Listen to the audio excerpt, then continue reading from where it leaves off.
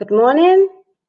Good afternoon, everybody. Welcome to the first of the meetings that the school has organized in cooperation with JECT.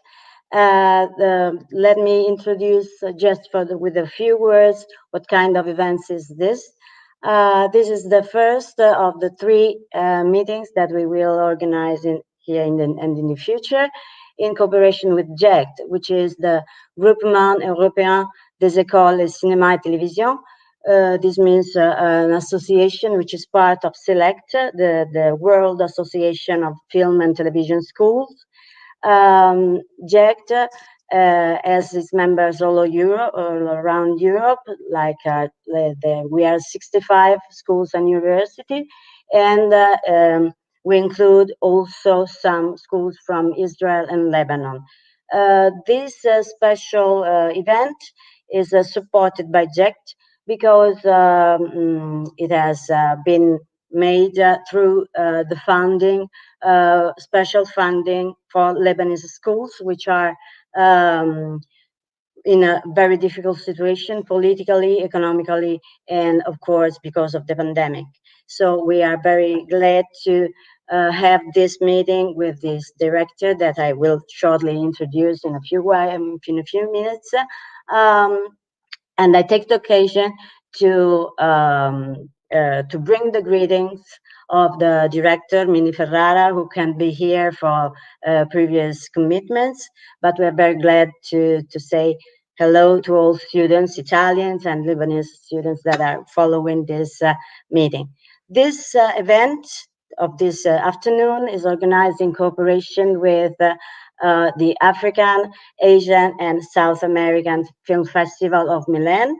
Every year we organize a meeting and a series of events together. And here with us, there's the director Alessandra Speciale, which I say hello. And with her, we are pleased to welcome Alaa Eddine Aljem, which is here. Hi. And he speaks a very good Italian, but even if he say knows, but we are doing this meeting in English for the Lebanese students. I think this is all that I can say as an introduction, and I will leave the stage to you, Alessandra, and to our guest, Alaa Eddine Aljem. Yes, first of all, thank you, Germana. First of all, I would like to thank the Luchino Visconti School, Mini Ferrara, Germana, Cristina, and for this important meeting with students. We really take care about film students, and during our festival, we are always very happy when we can introduce our directors to the students. The African, Asian, and Latin American Film Festival has reached its 30th edition, so 30 years, a long way. In Milano, that brought first in Italy films that are still not very distributed in the three continents. Alaa Eddine Aljem, welcome. Is one of our director. He has a film, The Unknown Scent, Le Scent Inconnu, in the main competition of the festival. And we are very happy to welcome. We would have been more happy to have you physically in Milan, as you know, and also to have the premiere of this film in Italy physically. But anyway, we are also very happy to have this technical opportunity to be together and also to be connected worldwide through this screening that can be seen in Italy and everywhere. So I would like to start, Alaa,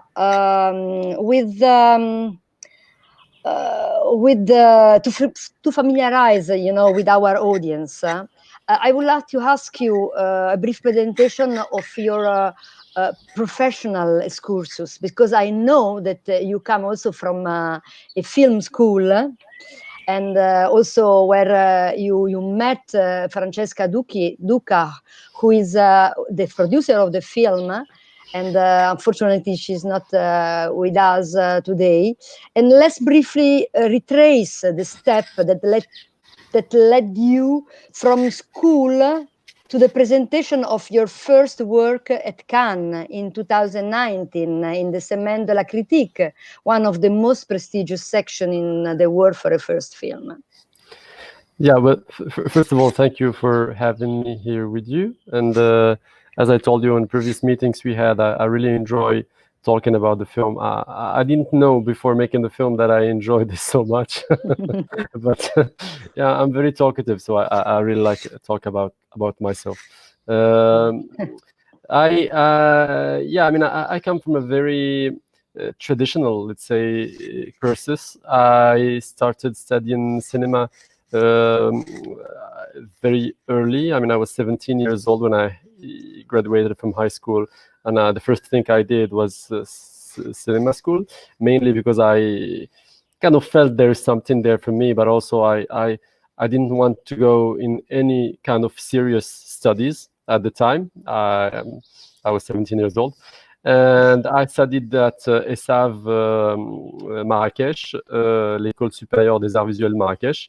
It was its first year, so I was in the first promotion, and I'm the first one who graduated from that school. So in my diploma there is number 1, which is something I'm very proud of, even if it's useless, but I'm proud of.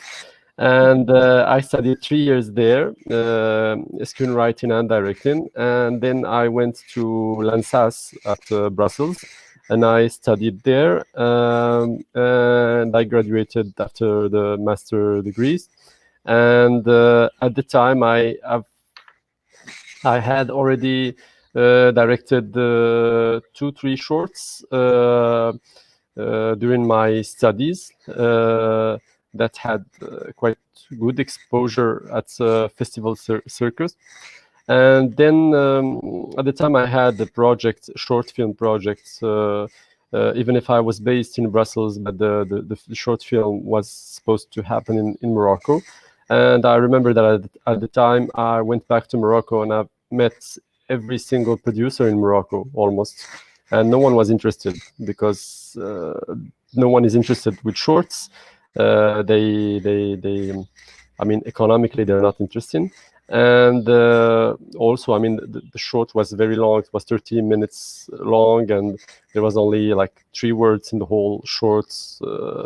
And the words were, how many fishes did you catch today? And the answer, more than yesterday. And basically it's 20 minutes of people walking in the desert. So no one was interested. No one could even get the idea of how can I want to make a short like this. So I kind of felt that there is a generational gap with several producers that are settled in Morocco. And I've met with some of my previous colleagues at the school who were at the same stage of their career as I was. So they were preparing their first short film, and they had the same problems. I mean, they couldn't find producers who were on the same level of understanding in terms of artistical and thematical sense. So they were struggling to find producers. I was struggling to find producers, and in my studies I studied also production. So I had a producer in Belgium and I had a producer in France, and we had funds in Belgium and in France, and we needed a co-producer in Morocco. We couldn't find one, even though we had almost the whole funding to shoot the film. So one of my co-producers, who's one of my best friends in Belgium, told me, like, why don't you create a production company in Morocco and co-produce your film and the films of your friends, and this is how things can change. So at the time I met with Francesca Duca, who had more experience in production, as she used to work in the diverse production companies in Italy and in Germany before coming to INSAS in Belgium. And she had also this desire to create a production company. So we thought, like, yeah, maybe let's try to do this. So we came to Marrakesh like for holidays, and then she fell in love with the city, so we stayed for a year. Then we created the company, and we created the company that was supposed to help me to produce my shorts, but we ended up producing a lot of other things, but not our movies, so not my film. So it took me 4 or 5 years before saying, okay, that's enough, I need to do my film. And when I did it, it was in 2015. When I did it right after that, I kind of understood that this is what I wanted to do the most.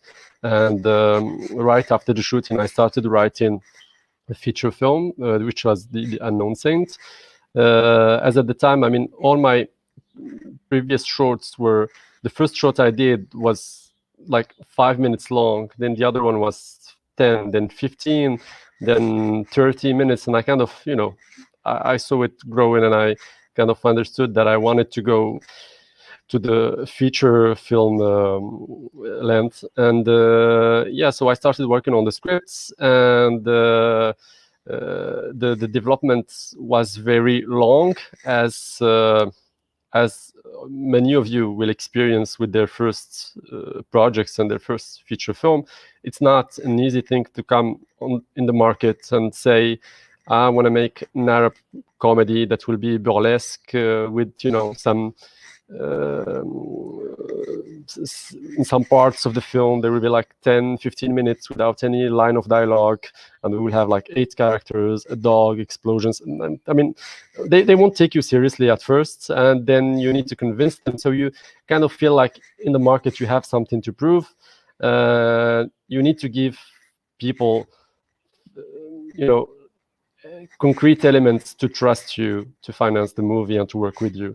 So I went through a very long development and financing that took like 4 years, since 2014 until 2018. And then, you know, we went through the shooting, and you know, the film was made. I would like to stress something you say that is very important. Nobody is interested in short films, but short films are so important yeah, for a development of a filmmaker. Yeah, definitely. I mean, it's the short films that helped me to understand which kind of director I am, which kind of director I wanted to be, which kind of stories I wanted to tell, which kind of genre I wanted to work on. I mean, you need to try things and to experiment things in shorts, and I find it I'm not going to say impossible, but it's very, very difficult, like, to start from the beginning with a feature film. I'm really grateful for all the things that I learned in the shorts, for all the mistakes that I made, for all the things that I wanted and had maybe the courage to experiment. And yeah, it's, for me, it's really in the feature film was in the continuity of the shorts. It helped me to grow up as a director, and I understand which kind of filmmaker I was. And yeah, it's very important for the experience of the filmmaker, and also it's very important, you know, to convince the producer to invest in your film. You say that from the script to the realization, I mean, the making of the film, it took 4 or 5 years for you, and I know that you passed through also a lot of labs. Labs are so important in this moment, not only to find the fun to produce the film, but also to start your life and to promote your film even before that you make the film.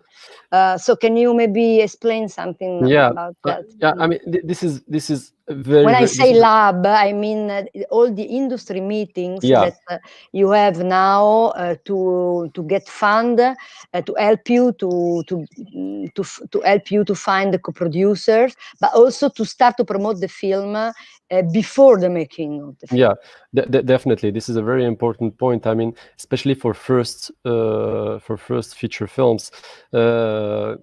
Unless you came to the market with a huge success that you had on your previous shorts, you're unknown to the market, to the industry. So you need to show something, and you need like some labels on your film. This is very important. This is how it works. We all know that, and we need to do with it. In my case, I was writing alone. The film also has specific, I want to say, style, as it's a horror film. There are no the characters. I have no backstories. They are all archetypes. This is a kind of mixture of tone and genre. So you need to have some feedbacks. You need to have someone who can look at your work, at your script with fresh eyes. So writing alone, I needed to have these feedbacks. I needed to confront the project to other people, other professionals' point of view. So the first step was at Locarno Open Doors. At the time, we had only a treatment, so there was we didn't have a script. I didn't have a first draft at all. I remember very well because it's where we met the first time. Yeah, definitely. And that was crucial for us because that was the first time we pitched the film to a jury. They put in place. We had meetings with a lot of professionals from the industry, and we were with other people's working on their projects, and this is very, very important because we get to exchange with each other's. You take a little bit from each other's experience, and we can have feedbacks on our respective projects. So that helped me at the time to be aware that the project has some international audience potential, that it has some festival potential, and at the same time, you kind of start to raise awareness about your projects in the industry and in the market. So even if you will meet a lot of funds, but no one will give you any financing during the meetings, but they will be aware that you are working on this project, and when the project will come to them, they kind of know about it a little bit, and the fact that it's been through Locarno helps also. So we had a price there that was a money price that helped us to finance the writing of the script. And then the project was at La Fabrique de Cinéma du Monde at Cannes.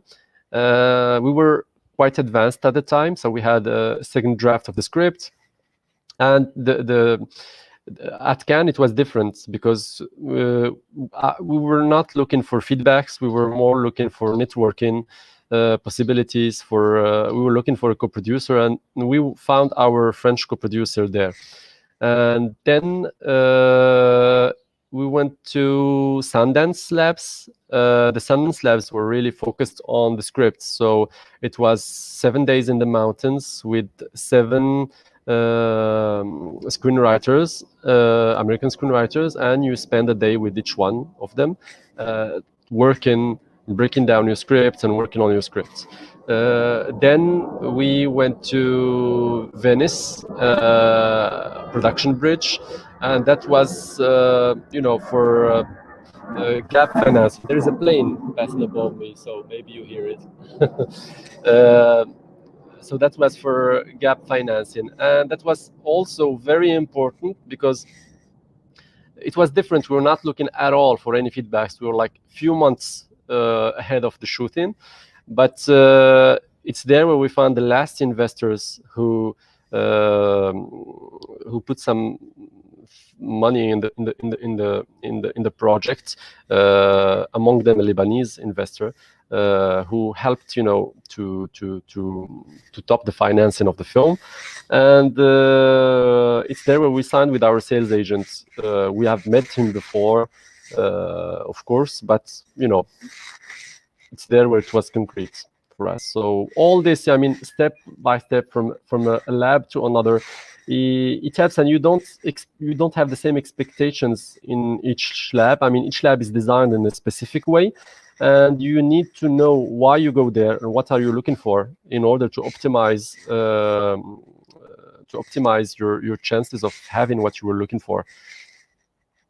Yeah, I will make you another question, and then we will see if the students that are following us, they have some questions for you.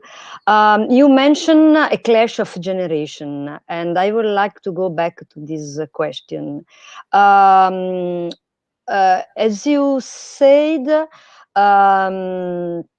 the choice of the style of your film recall the comedy, a kind of a deadpan comedy in the acting of the characters, in this situation that create a sort of surreal tragic comedy. So the film goes definitely beyond the realistic tone or the realistic register that characterize a lot of Moroccan cinema from the ancient generation, or I can also generalize the Maghreb or Arab cinema in general. Probably the older generation, maybe they were more committed to testify of the social and political reality in a way that had to be as close as possible to the reality. And sometimes even to the limit of the documentary. And we still have this kind of film. But I see that in the new generation of filmmakers, of which you are a part, you are a member, I see a trend, a new trend. Do you want to create a more original, a breaking language, maybe with a mix of genre, cinematic genre? And so when you say that you had a lot of problem to find money or to find a producer in your country, I thought that probably is because of this clash of this difficulty of communication between the two generations. And I want to mention other filmmakers like you that are trying to find a more original and fusion of a genre language, like Amin Sibi Boumediene with Abu Leila, who was with you in Semaine de la Critique in 2019 in Cannes, or another one like Abdelhamid Bouknach from Tunisia, who did the Dakra, that is a kind of social horror. That's something very new in the panorama of Arab cinema. So I would like to have your point of view about what I just. Yeah, in the example you gave is a very good one. With the Sidi Amin Boumediene, we are very good friends, and we started actually together. We were together also in Locarno. Actually, we started our projects together in the first steps of development, and we had our premieres together.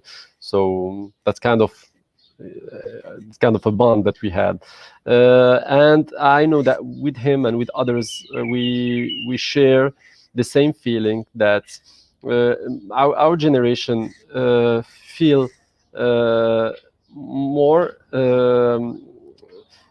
feel the necessity to explore more genres, to mix them up if it's needed, to have more freedom in terms of the way we address any kind of subjects, and we kind of approach cinema and its tools like really like a tool. Like, we need to say something about subject that we define, and we use the tools that we have in the way we want, without caring at all about any market trends, about we don't need to be put in a box, like we come from this kind of country, so we need to go for social drama, for sure. No, we absolutely refuse that. Actually, we want to make cinema in a different way, with a way that is more personal. And if it means that you need to go for something very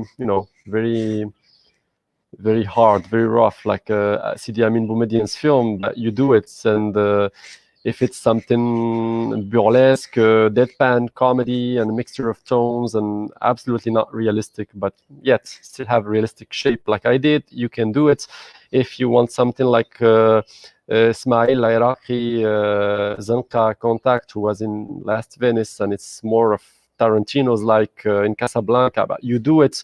And this kind of freedom, we didn't used to see it with the older generation, but they kind of had like a monotone, like it was social drama. And even the more realistic your film is, the kind of it was a quality that if your film is realistic. While now, I mean, this is not the criteria at all. I mean, you just need to shape it in a more personal way, and the more personal it is, the better it is, as long as it's shaped in a universal way that anyone can connect to it.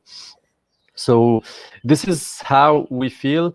I know in Morocco we created a collective with several other directors. We just created this like a few months ago, and we are several young directors who share this point of view about cinema and about how we want to pursue in this field, telling stories that are really rooted in our society, but in a way and in a shape that is really personal, and try to address them to the world. And this is the only guideline we have. Thank you, Alaa. There is any question from our audience? Please don't be shy, and let us hear your voice. Yeah. I see a question here in comments, but I don't see the question in the comments. I don't see anything. Why? Okay, now I see. Excuse me. Okay, there is a question. I read it. You can read it, you too. Hi, Alaa, how did you manage to understand what your style was as a director? How and when did you understand that style was your personal way of telling a story? I try to be inspired by great directors to understand what I wanted to do, but I haven't found my style yet, and it's very frustrating. Haha. I like the haha at the end. I mean, when the first time I had to shoot something was at cinema school. We had very small shooting small shooting time. So I think we had like 2 days or 2 days of shooting. We had very, very, very tiny budgets, and so we could use everything we want that belongs to the school. And the school, had several tools. I called them toys at the time. So I was like a kid, in a toy shop. So I wanted to use every single thing that they had. So I had the traveling, every shape of traveling you can think about. I had the camera à l'épaule. I had everything in 5 minutes. You can see all of that. It made no sense, but that was the first time they gave me a camera. They tell me write something and go and shoot it. So I had to explore everything. I didn't know what to start with. So at the end, the first thing that came to my mind when I was watching it and analyzing it, I said, okay, this doesn't look very homogeneous to me. So the time after that, I didn't use caméra à l'épaule with the camera, with the static shots at all. I choose, static shots, few panoramics, the traveling, some movements, very fluid movements, and it was quite smooth. But I analyzed it once again. I said, okay, but this is kind of, the camera is so fast for what I'm from what I'm directing, from what I wrote and how I stage things. I needed a camera slower. So the time after that, I used only static shots, nothing else. Few panoramics, but mainly static shots.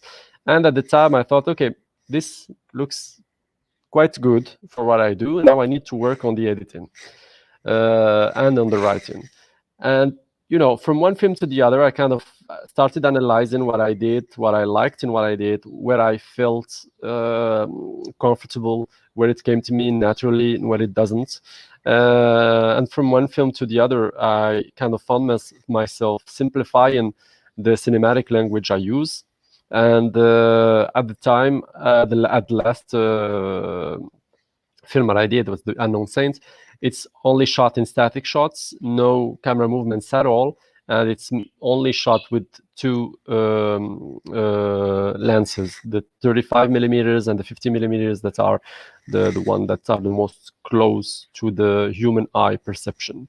And I kind of understand that I write and love to direct observational situations, observational scenes, and I like to put the audience and the viewer in this position, like to observe the everyday life of my characters, the small actions in their life, the small actions that will make the narratives. So this is how I, kind of worked from one experience to the other, and reflect on how I shoot, how I film, and how I write, and try to find something very homogeneous with it. And it's a continuous process. I mean, it never stops. I mean, next film I will probably have more thoughts, more reflections, more things that I want to change, that I want to experiment. And I think that we are all inspired by great directors that we love. It's very important. I think that the only thing we should not do is try to to copy them, because it will never work. But if we want it or we don't, it reflects on what we do. I mean, I was very fascinated by Buster Keaton, Jacques Tati, Aki Kaurismäki, the Scandinavian cinema, like Aki Kaurismäki or Ruben Östlund, or even someone from the region, Elia Suleiman. But I never tried to copy any one of them. And I was also absolutely a fan of the aesthetics of Ozu. Even if it's very frontal, very rigid, very low camera set all the time. And somehow today, when I think about my own process, I can see links with all this. I mean, even the references to Aki Kaurismäki that was never put in any of my production files or any of my intention notes. It's something that the sales agent and the distributors put on the advert of the film. They say that at the end, and when I say that, I say, yeah, it makes sense. I can understand that, so I accept it and I embrace it. But I think it's important to watch great masters, but never try to copy them directly.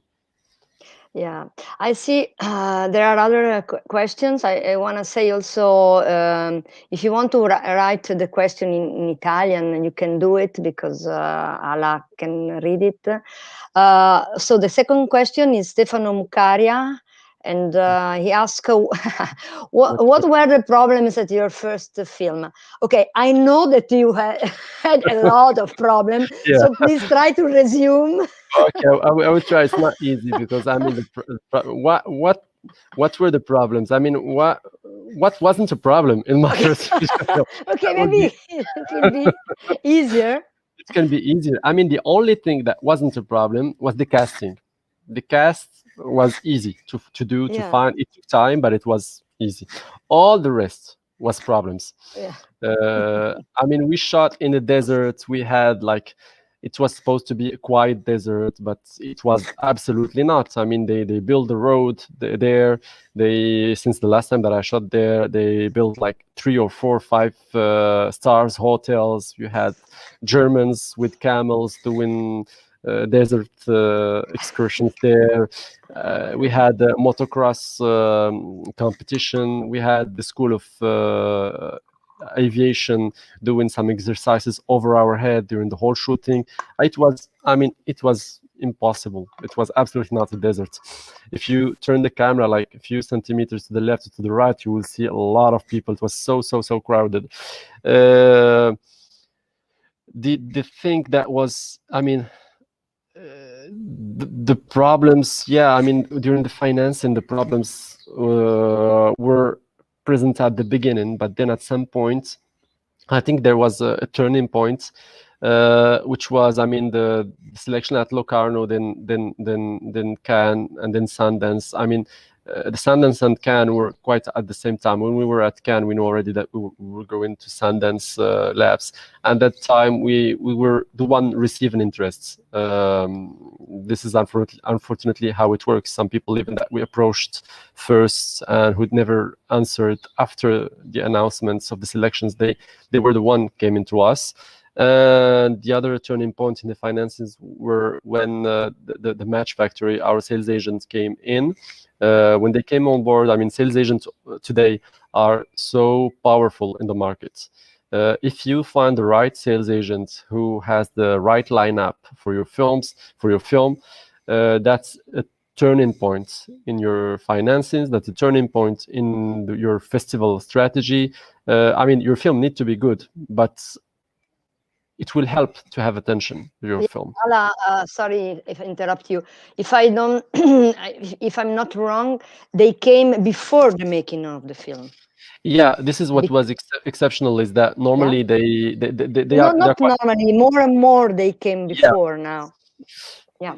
Yeah, but usually they come, you know, they will ask you for a rough cut. They will say that, okay, this is good, we are interested, we see a rough cut, and then we will come on board. But they came before, they came on the script, they came when the film was still in financing, so we were not yet sure to gather all the money to make the film. They came because, I mean, they liked the script, of course, and Michael Weber, who is the head of Match Factory, said, I like the script, I want to have a meeting with you. So we settled the meeting in Rome, as he lives in Rome. And the meeting was, I mean, we had lunch together, and he said, I never worked with anyone before having a coffee or lunch with him. And I mean, we had lunch, and he told me during the lunch, between 2 mozzarellas, he told me, I have 2 questions. Question 1, question 2, like German way, you know, question 1, question 2. And I said, okay, I have 2 answers. Answer 1, answer 2. That took us 10 minutes. And after that, he said, okay, good, let's do the film. And so this is how it went. And then it took us 3 months to sign the deal. But yeah, it was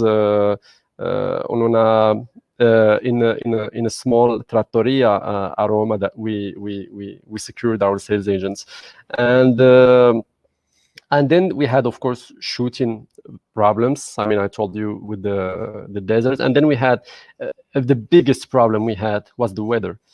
Actually, I've shot in the desert like 4 times before, and even another time, but that was not for a film of mine. And in the desert, you cannot shoot in the summer. It's too hot. You can't shoot in the winter or during the Springfield because because you will have. You can have some rain, or you can have some green grass. So this is not good for the story that we were shooting. So we chose October, mid-October. It never rains at mid-October. And it's still very arid, very desertic, because we just went through the summer. So we started, and kind of in the middle of the shooting, we had that scene where I have this character, Brahim, who prays for the rain. And the actor who plays the Brahim told me, listen, I will give you an advice. it's up to you if you want to listen to me or not. Leave this scene until the end of the shooting, because I have a direct connection with God. If I pray, even if it's acting, it will rain. I tell him, come on, leave us work. And he did the scene. 3 days after that, they announced on the weather 3 weeks of rain. So we had 3 weeks of rain. And I mean, at the half of the film, we needed to use VFX to change the skies.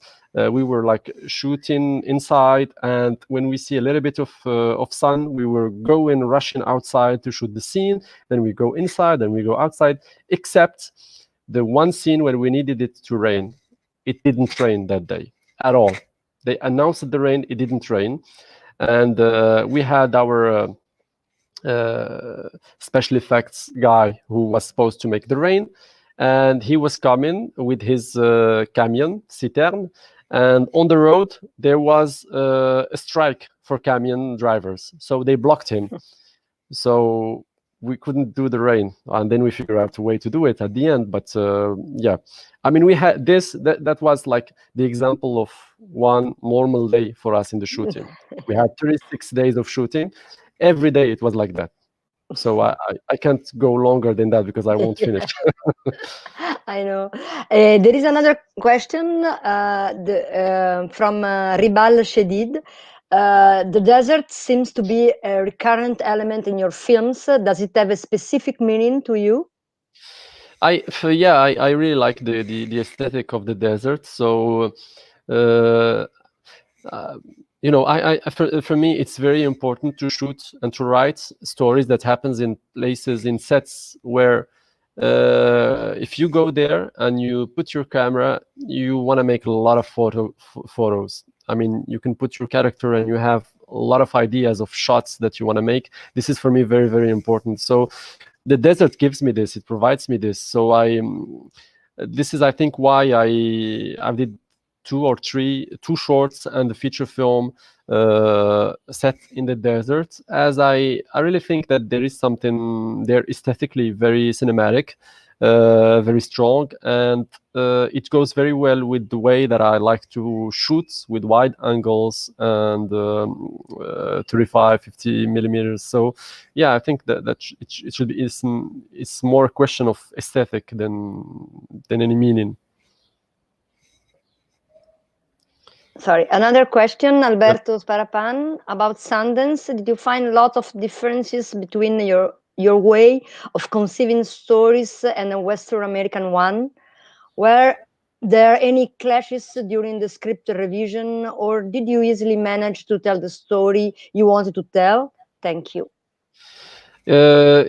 Yeah, there is, of course, difference between the way we approach cinema. I mean, when I say we, I'm talking about, I come from Morocco, but I'm kind of, it's in the we can put European cinema and the way the Americans approach the screenwriting. I mean, they are really keen on the storytelling. It's for them, it's the key. While, for example, in France, the first thing a producer will ask you is, what do you want to say with this story?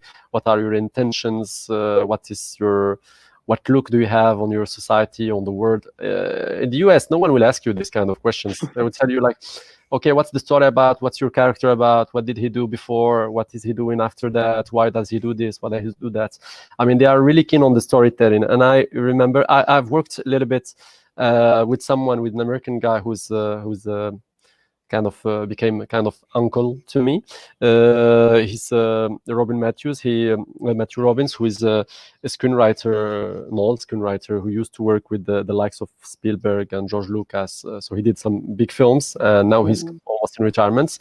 And he gave me some feedbacks on the script on several stages. And before going to Sundance, he told me, "Listen, I know those guys very well. You wrote a choral film with archetypes, with characters that are archetypes. When you will go there, they will ask you to put some backstory for each character. You have 8 characters. It's impossible. You will do that. It will be too long. It will be too slow. You need to stay strong on this."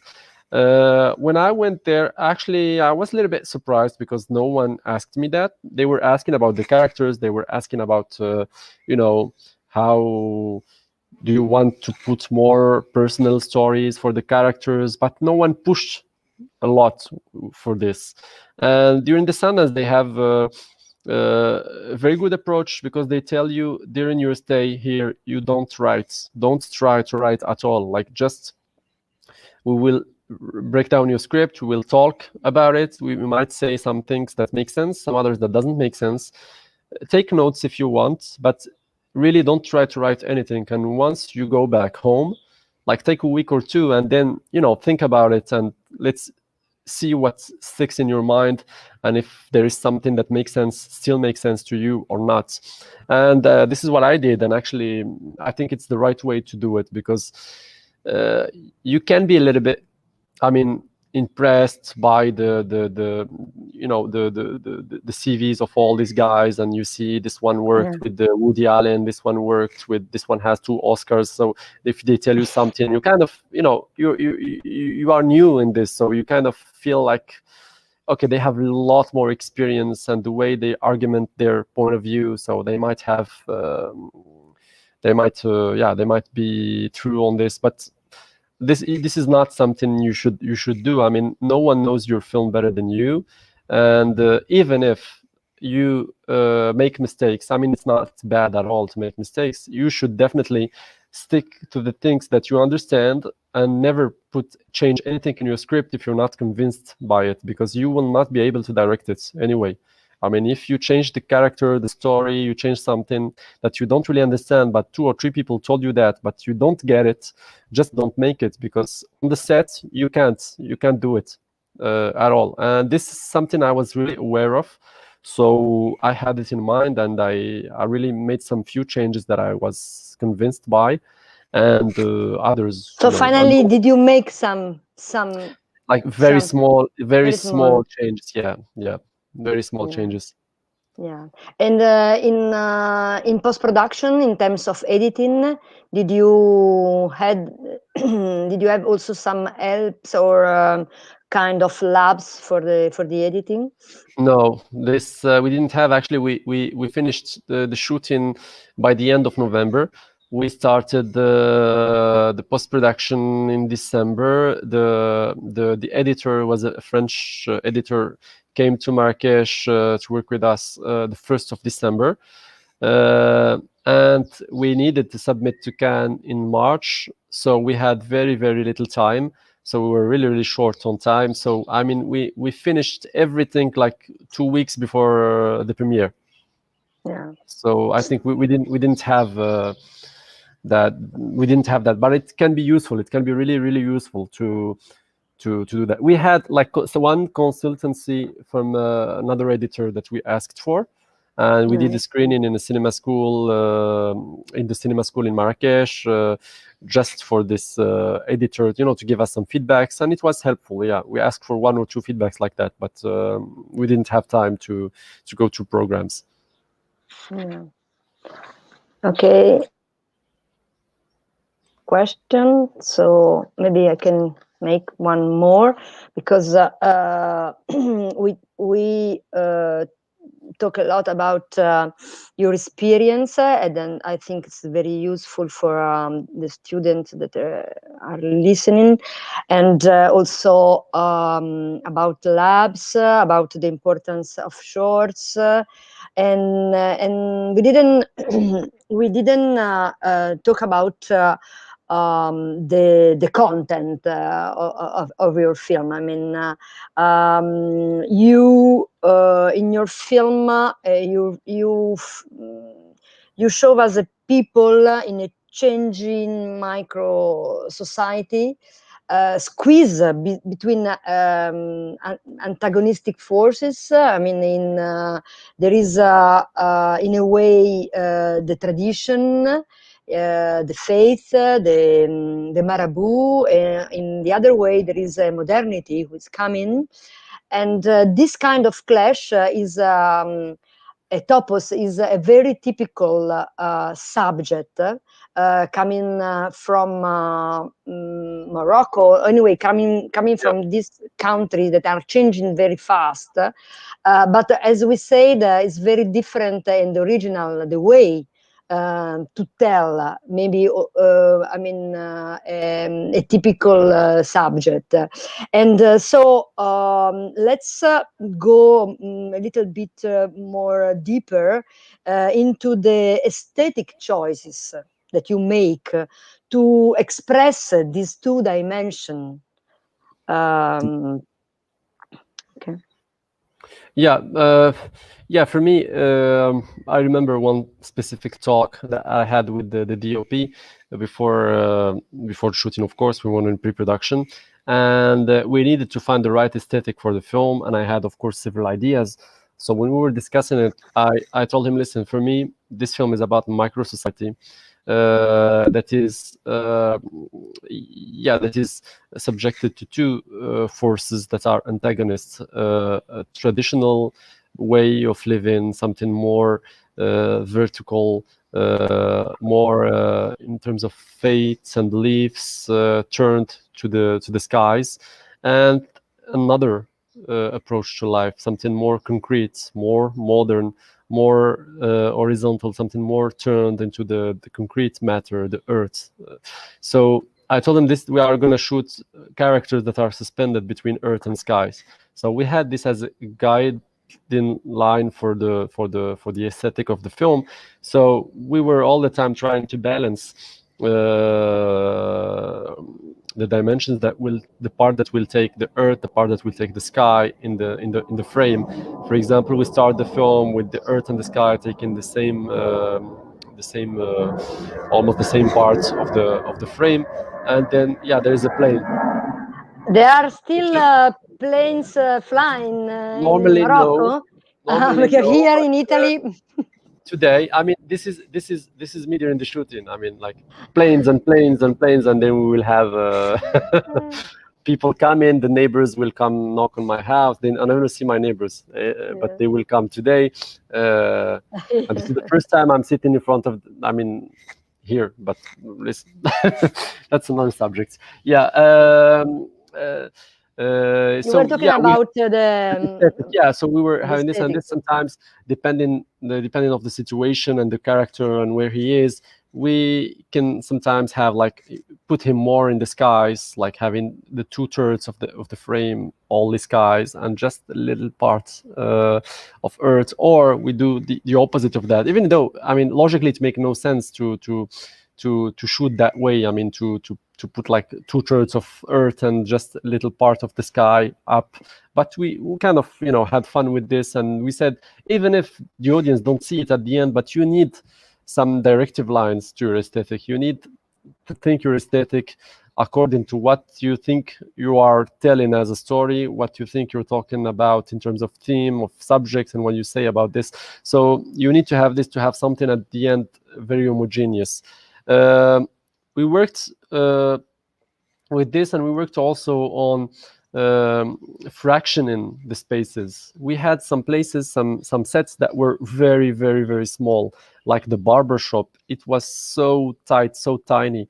And in the whole film, how it's written, we go back all the time to the same places, the same sets, with the same characters doing almost the same things, and we change just one or two things. So what we do is that we choose like 2-3 angles that we can find in each set. So we try to set 3 shots there. So we have shot 1, shot 2, shot 3, and instead of having the camera moving, we just make the characters going from 1 to 2 to 3, entering and exiting the frame. And this helps us also sometimes, to create something new in a set that we've seen a lot of times, just by, showing it the first time 1 2 3 1 2 3, and then we do like 3 2 1 or 2 3 1, and this also helps us to get some variations in the rhythm, because those sets are very recurrent, so you see them a lot of times. So next time I can show you just a big shot on someone, and you see what he's looking at, because you've seen already the 2 guys waiting there. You've seen them from the very beginning of the film. So yeah, we were thinking our aesthetic in terms of what we want to do, what we want to tell, how we want the film to look like, but also in terms of our production limitations, because we are not in Hollywood. We cannot build the village. We cannot, we cannot remove the hill at the end. We can put it again. So what we do is that we think about our limitations and we say, okay, this is what we want. This is what we can do. So let's find the right balance between those two. There is a question, Leonardo Franceschelli. What was the first thing you saw when you finished filming Le Miracle du Saint Inconnu? The first thing I thought when I finished filming, I thought that it was a miracle that we went through. that was my first thing. Actually, during the last week of the shooting, I was only thinking like, we are at the end of the process. I'm gonna take like a month of rest. I'm not gonna do anything for 1 month. I'm gonna sleep and read and watch movies and have coffees with friends. I came back home, and the day after that, I think I slept like very late. I had the walk. I had coffee with my friends. I started reading a new book. I watched 2 films. And I watched 2 episodes from one series I was watching at the time. And by night I said, okay, I've done it all. So what am I going to do tomorrow? So on the day after, I was like starting to feel very depressed, because during the shooting, you have a lot of adrenaline. You have it's very intense, and everyone is asking you things. And I love this situation when everyone is asking you things. Sometimes you have the answers, sometimes you don't have the answers, but you never show that you don't have the answers. So you invent something, and I like to be in these kind of situations. And when it's done, you go to the normal life, and it's boring. I mean, the normal life is boring. You don't do anything. I mean, that was my thoughts when I finished the film. Yeah, it's quite normal, a typical depression. I think even in festivals, you do feel the same after. Yeah, of course. When you finish a very big work, you feel always a little bit depressed. It's also difficult to let you relax. Really, it keeps a long time to find a normal way to live. Yeah, and in the shooting of the film, it must be even worse. Yeah, definitely. Yeah, definitely. Yeah. Okay. Other question. Probably another question. Interesting question is the acting of your actors. Is very interesting, because of this tone of the film. So how did you manage, to have this kind of results? Well, I had 2 things mainly to do. The first one was, to go take my time during the castings. So we had long casting that lasts for a year. And some actors, I've seen them like twice or 3 times before confirming them in their roles. And I tried to try think during the casting. So I never give them the right scenes like as they are in the movie, but I give them the scene that I rewrite and change few things and simplify it. And then I ask them, I change 2-3 things, and I see how they can play it. And then the other thing that I did was during when we were preparing the film, we were having some rehearsals, and I always do this because even for the shorts, I don't know if you've seen the even for the shorts. I saw your shorts. I think you're also the student saw the shorts you sent. Yeah.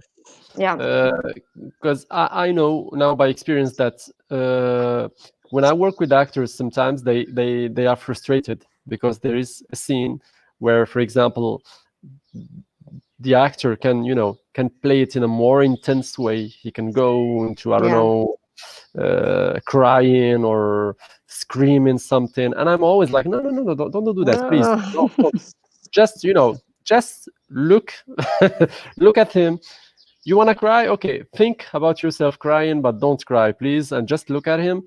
and let's have your face, and we will see it. You will be sad. Don't worry. I mean, we will get it. I need you quite neutral as most possible. Then I will add a little bit if I want, or I will take a little bit if I want. So I tell them, because at the time they are very frustrated, because they kind of have this feeling like they are not playing. And I remember with the actor who was playing the thief, at some scenes he told me like, this I can do it, like I will propose something to you, I have a suggestion, I will do it like in a very intense way, you will see it will be better. I said, yeah, maybe as a scene it will be better, but in the whole thing it will not be better. I don't need the dramatical part to be so tragic, so so yeah, I don't need that, because the comic one won't work if I do that. Or the comic one shouldn't be big comedy, because if it's like very outlined comedy, when we will go to the serious situation, it won't work. It will create something that is very weird, and it won't work. And this is something you can see in the old burlesques, in the Buster Keaton things. I mean, he has a face very inexpressive, and someone face. yeah, and someone very contemporary for me is in this line is Elia Suleiman. I mean, he's not an actor at all. I think he's a bad actor. When he plays, he can play his films because he has the same face. And I mean, if someone tells him, your mother just died, he will have the same face. Someone tell him, you just won the lottery, he will have absolutely the same face. And it works because the whole film is thought and built to be like that, to work with this. So I kind of, I also have this very lightly choreographed movements of the actors. So when I have two actors, I need like one to stop, and then they look to each other, and then they will just look at each other, and then one will say something, and the other will look at him, then say something. So I mean, it kind of feel mechanical when you do it like in the rehearsals. But once again, I just tell the actors first, I mean, this we're not in something, in a social drama, realistic one. This is a different kind of cinema. So you need to embrace it, you need to understand it, and you need to think about it as a whole thing. I mean, not as one scene. Don't see yourself in one scene. Trust me, because I see the whole film. And this is where, you need to build a trust relationship with them. So they got it, all of them. And then I gave them, for others, I gave them a list of films to watch, so they can, see that there are different types of films. They can sometimes play something, even though they feel they don't play really. But this is what I was looking for. The only one I had a lot of problems to direct was the barber. The Benini guy. He was, I mean, it was absolutely not how I imagined the character when it was written. He came to he didn't come to the casting. I called him. Actually, I directed an episode for a series in Casablanca during the summer. I needed money, so I accepted to do that. And when I did it, we had the location guy who was working with us, and I was still scouting for the barber role.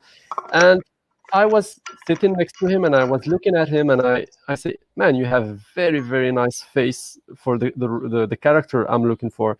Do you play? He told me, no, I don't play, but my brother plays, and he looks exactly like me.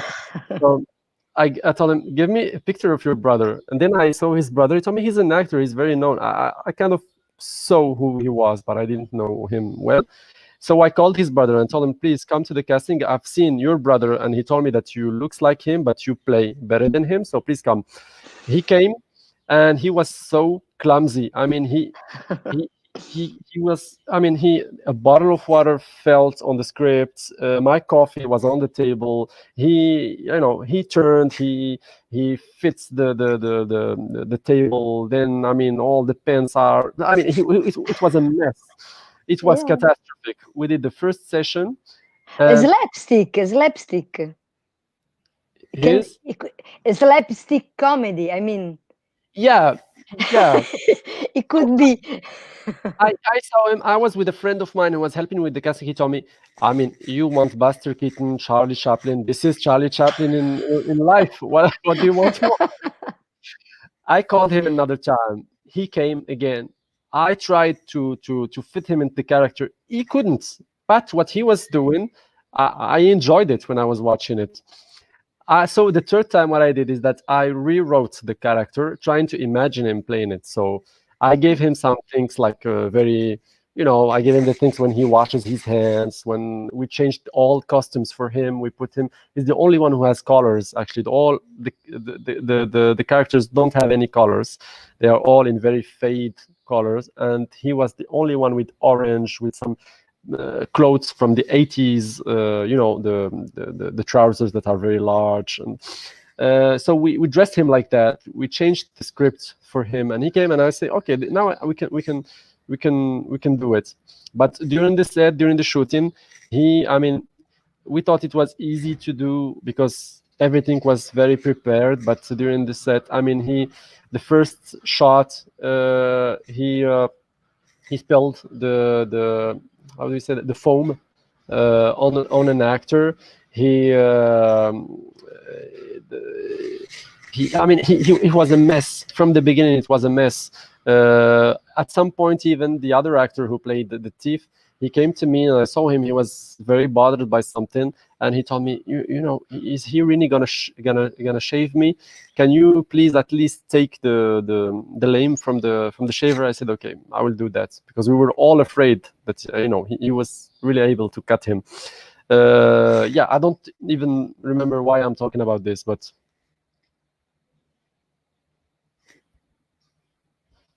Alessandra, are you still here? See, okay, sorry. I'm here. Yeah, no, but I was listening, but not the last, not the last words. No, but it was not very.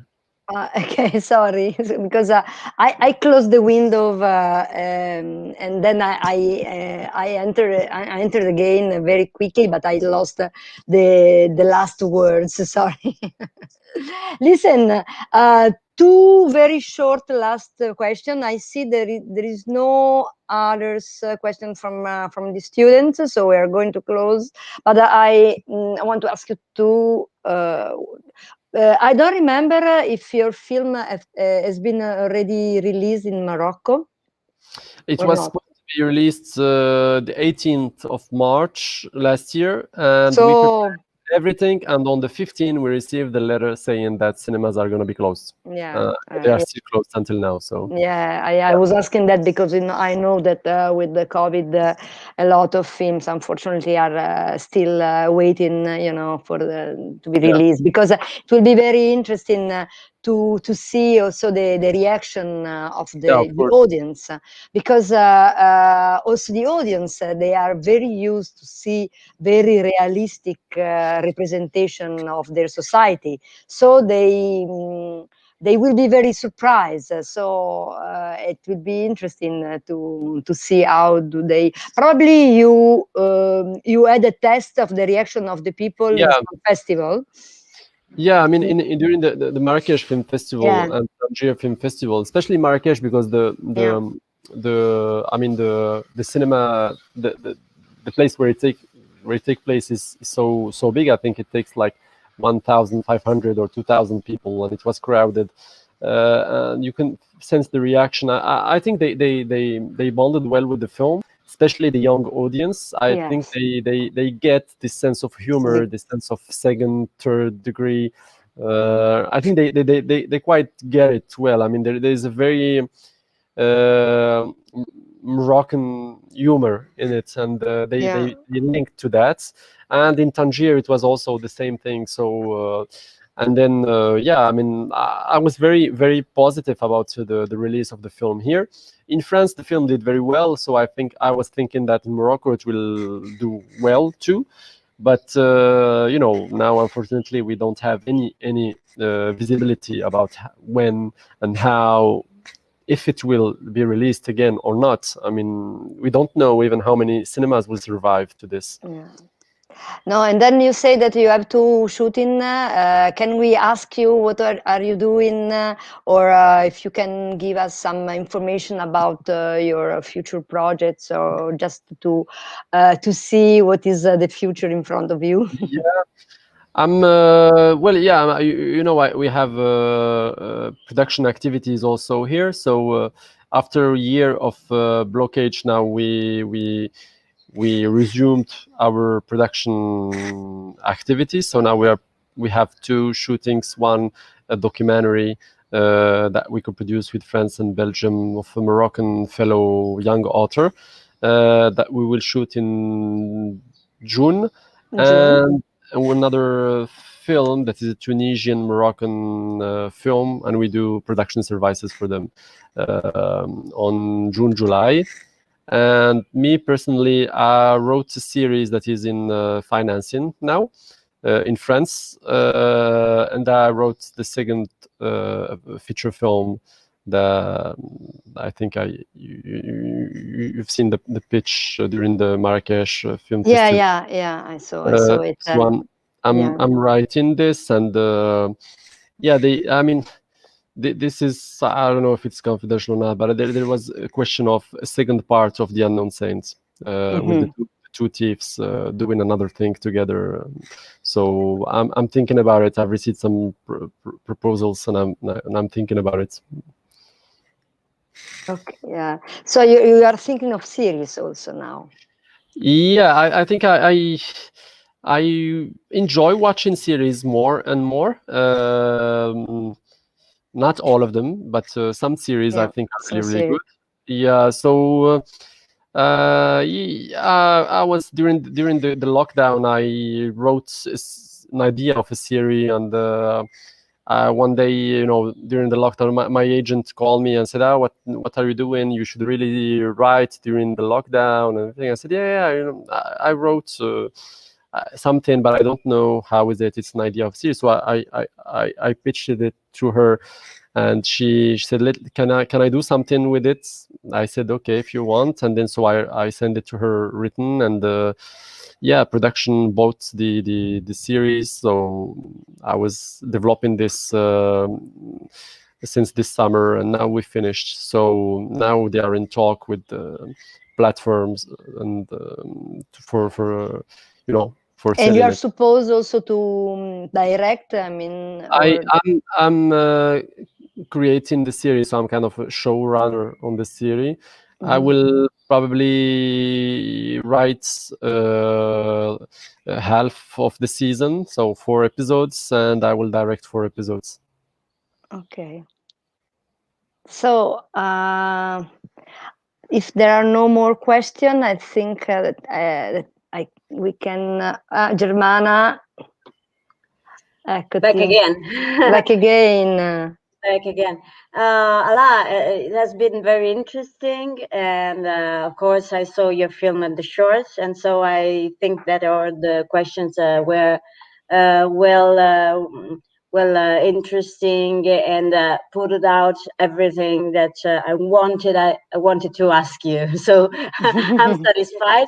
I'm also satisfied with the fact that you said that you're probably shooting the sequel of the Le Miracle. It's still in discussion. It's still in your head, maybe, but if it's so, it's a very nice, because I got emotional at the end, and I wanted to know what was the end for the characters. So for me, it's a kind of good news. And I really personally, I wanted to tell you that I really appreciate your aesthetic on films, both the short, the Desert Fish, and of course the Le Miracle, because I really love that kind of slow language that you used, and the shooting, the frame like this, and also I really enjoyed all the shoots with much sky and less earth, which are my favorites absolutely in absolute. Like, so this is my personal feeling. So I wanted to tell you in public, and I thank you. I say goodbye to all our other students that are following us, to the Lebanese students that were following us and doing questions. I really thank you, and I hope to see your next film very soon. Maybe at Fescal, why not? Maybe. And I, of few course, years. I say thank you to Alessandra, which is always precious for us, and it's very nice to cooperate with your festival every year. Okay. Ciao. Thank you for your generosity, Alaa. It was fantastic. Oh, thank you. Thank you. Thank you. Ciao a bye. tutti. Ciao. Ciao, ciao. Ti ringrazio, arrivederci. Grazie, ciao. Ciao.